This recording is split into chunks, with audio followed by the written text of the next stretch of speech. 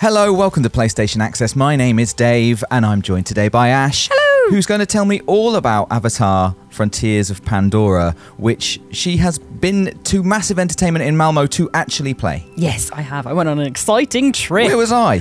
I don't know, but that's why you're here now, is because I'm going to tell you about all the goodies that are in this game. I get to listen. Yes, That's you my do. part in this bargain. Okay.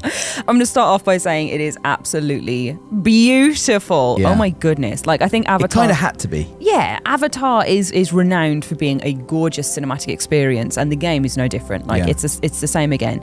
And it's a standalone story I want to, like, jump in there straight away with. So it's not something you need to know all of the Avatar lore for, but you will get some nice little kicks from references if you are familiar with the films as well. So to give you a little overview of what you're playing with. You are a custom Na'vi character, but a child of two worlds, as you've been abducted when you were younger, put into cryo sleep, and then returned to Pandora to learn about the Na'vi ways. Okay. So basically every step you take with this character is them learning about the world whilst you learn about it too. So it's got that really nice sense of discovery to it. 'Cause this is the first time we get to actually step into it ourselves, you know, in a game. And it's a completely unseen area of the Avatar world called the Western Frontiers as well. And oh my goodness, Dave, they're so pretty. Really? Yeah, the Western Frontier is just gorgeous. It's made up of 3 different areas, which are the Keenlaw Forest, the Upper Plains, and the Clouded Forest. Now, we spent a lot of time in the Keenlaw Forest when I was playing it. Damn it, I wanted to hear about the Clouded Forest. That is one of the later game areas, so it's very secretive. Like, they kept describing it as the spoiler area, the devs did, which I thought was quite funny. Please don't go there. Yeah. So we didn't have a look there, but that was very, like, misty, quiet, pine trees vibe. Yeah. Keenlaw Forest is like rainforest, lush, beautiful. And you literally dropped in there in our little demo in the middle of this amazing alien planet, and there's like plants that move when you go near them, these little trumpet things that are like if you go near them. There's like floating eggplants that go in the air. There's all sorts of really reactive things. There's lizards with fans on their back that are flying around, which I didn't realise were lizards, so I shot one out the sky thinking, oh, I'll get that nice little piece of leaf that's in the air, and then it was a dead lizard. That sounds like a terrible excuse, Ash. Like, why did you shoot that lizard? I thought it was a leaf. Why are you shooting leaves? Unbelievable. Resources. Okay, fair enough, yeah.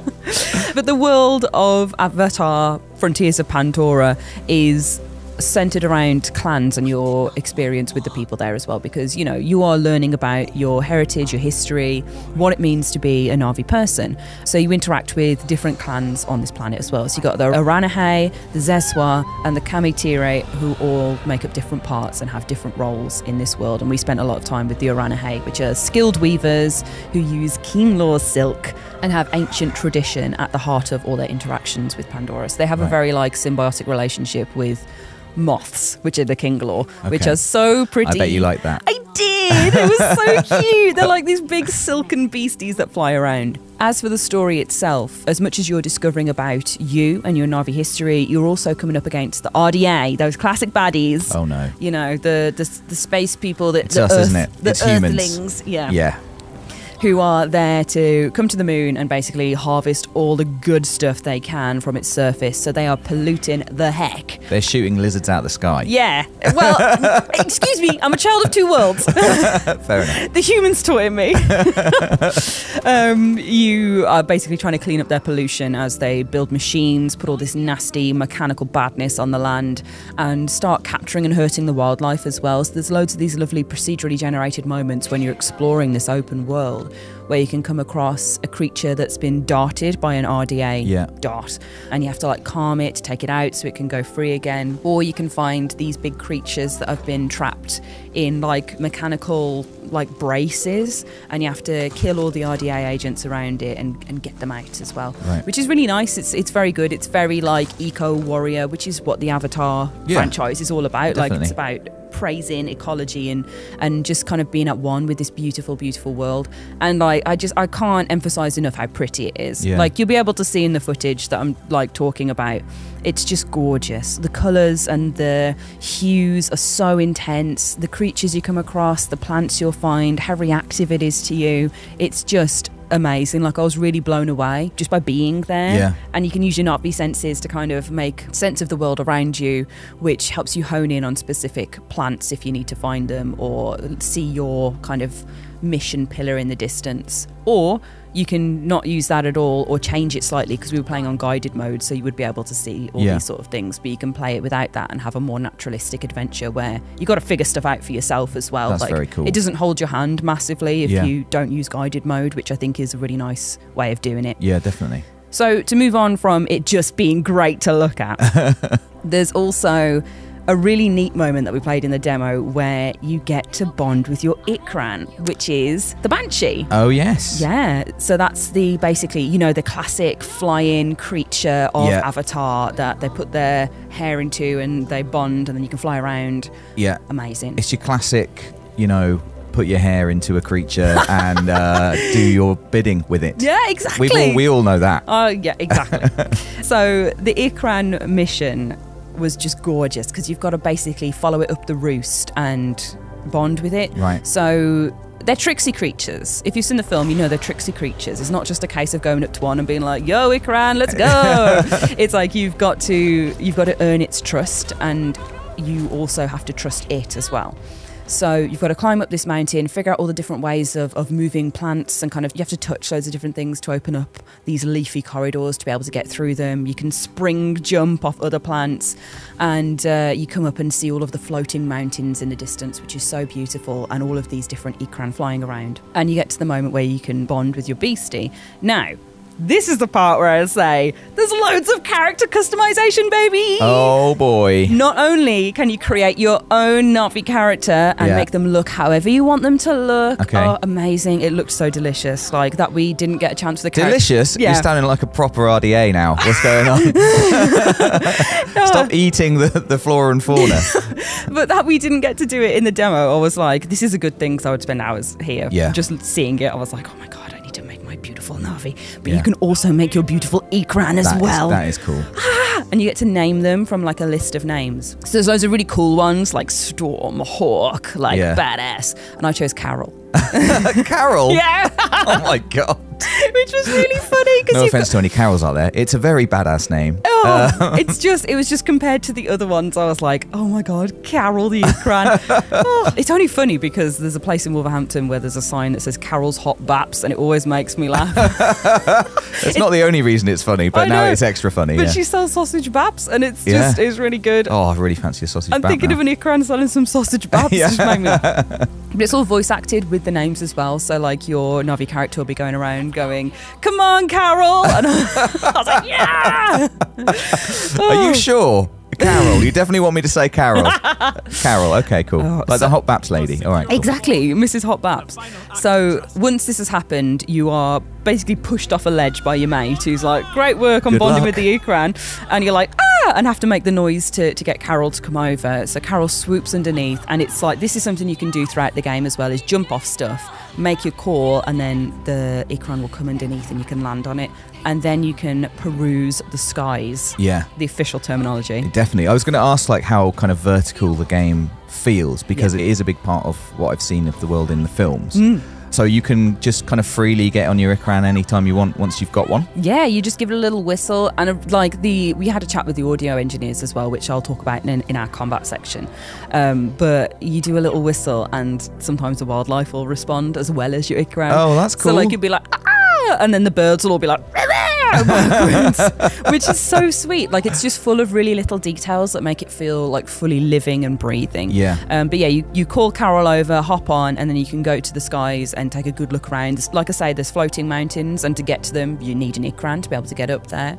There's loads of RDA stuff going on in the sky as well, like balloons that you have to go and intercept and destroy. So there's a lot of reason to get on to use it for travel, but also just to see what's up there. It's just stuff to explore. It's really good. And on from that to our combat section. The combat's very good as well. Oh, good. Yeah. That's it. That feels important. Finish.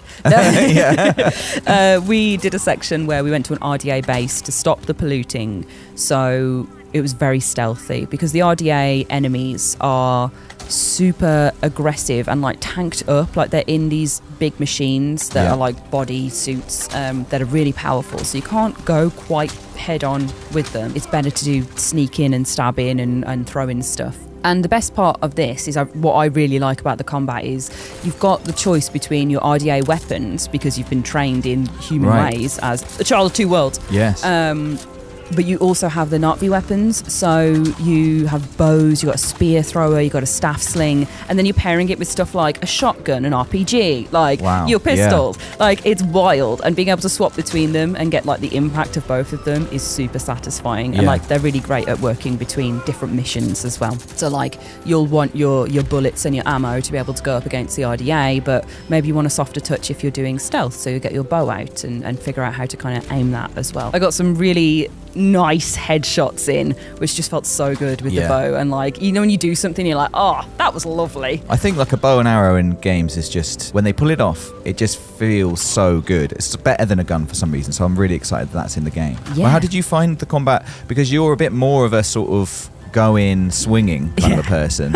Like, did you find the stealth like satisfying and easy enough to do for you? Yeah, the thing that I like running in and just dealing with people, I did try that to begin with, and I got absolutely mashed. You can do it in other areas, but this one specific RDA base that we did was quite populated, so you've got to be careful because alarms go off and more reinforcements come in. But it's really quick, so you can just kind of run in, sneak, stab, headshot, move on to the next one. Like, there was a real sense of pace to it. So I think it's really well designed with that kind of idea of, even when you're not able to just go in and bash someone around the head, you're still moving quickly, you're still going through, still feels really like that level of tension and kind of action is there. It's not that kind of sit back and plot for ages and see troop movements. It's more like, just don't get seen, but be fluid. But you can do that as well, is the thing. But like, the ability was that you could just kind of run between stuff. Like, I just hid under a tank for ages and kept coming out and boshing someone. So that was good. That's just that's like my favourite style of playing. So, and you can mark all your enemies as they appear on the map as well. So keep a good eye on them. Rob would love it, like being able to sneak through. So,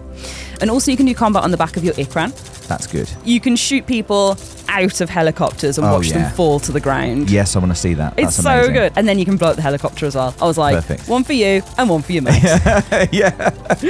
Which was really nice. And as I mentioned earlier with kind of the audio engineers, that sound that they put on the weapons was really well thought out. So you've got really impactful RDA weaponry that's aggressive, metallic gunshots, and then you can move back to your bows where they've specially designed them to have like this thunderous resonance. They did a really cool example of firing the bow and firing the gun because they didn't want it to sound like, oh, it's just like a piece of wood going and feel not the same as using a shotgun, for example.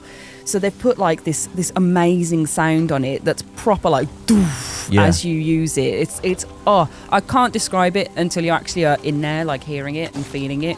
But it feels so good to use a bow. It feels just as good as unleashing like a really powerful RDA weapon, which is nice. Real nice. That's cool because I'm an audio nerd and sound is important to me, and I think that you get so much you don't even realise from sound. Yeah, for sure. And if they've thought about that for the bow as well, because I think you would have imagined just a sort of a twang, and it's like why can't it be a cool, you know, visceral experience as well? Yeah, it's a thump, a thud, a thumping twang. Oh yeah, one of them. I'm gonna round us off now, but my favourite part of the whole thing is harvesting plants. And I have to shout it out because I think like a good portion of our footage, we had 2 hours with the game. I think a good hour and a half was just me pulling little fruits off plants. Okay. Not really, but also really. Yeah. Because it's like a really specialised system where you have to hold on to it and get it at the right angle and then like tug to pull it off. Right. So it's like a little mini game. Yeah, it's so precise. Good. And like you have to choose like the ripeness, and you know, like if you harvest it at certain times in the day, you'll get a better quality of ingredient. Yeah. So it's, oh my God, like I'm literally, my face is in my hand because I just loved it so much. And then you can use all these ingredients to go and cook with them as well. So you get to go to your little cooking pot, throw all your things you've got in and make a delicious meal. Oh, it's just, so I just wholesome. love it. This is incredibly wholesome for you. I'm surprised. I love cooking. Yeah. And having a little pot where you can make your own meals was just really nice. I love a mini game. Like, you know, if I'm going to be collecting resources, why not make it a bit more involved than just tap X or whatever. Like that's cool. I think that's really nice. So you have to like hold a button, find the angle, pull it out. It's like it's like a lock picking. Yeah, I was going to say, you're giving me lockpick vibes, and I love a lockpick in the game. Well, so cool. Lockpick an egg, fruit. I will. I definitely will.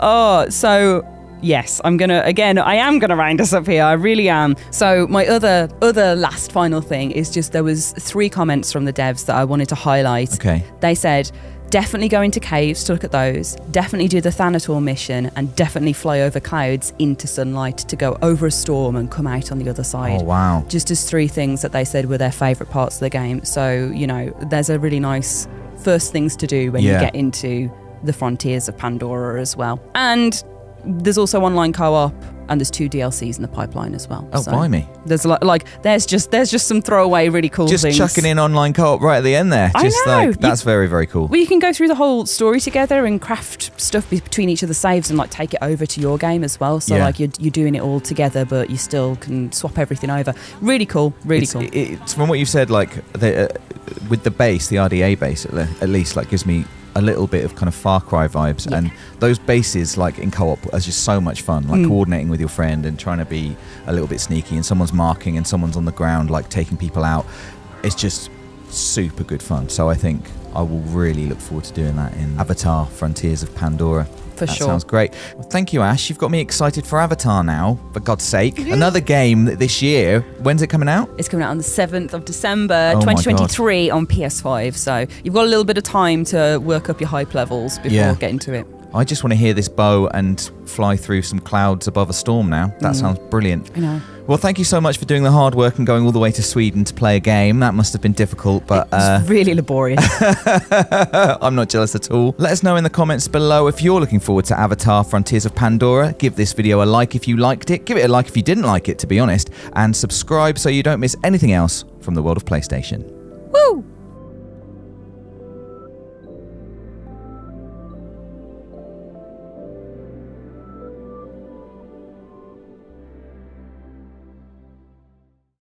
PlayStation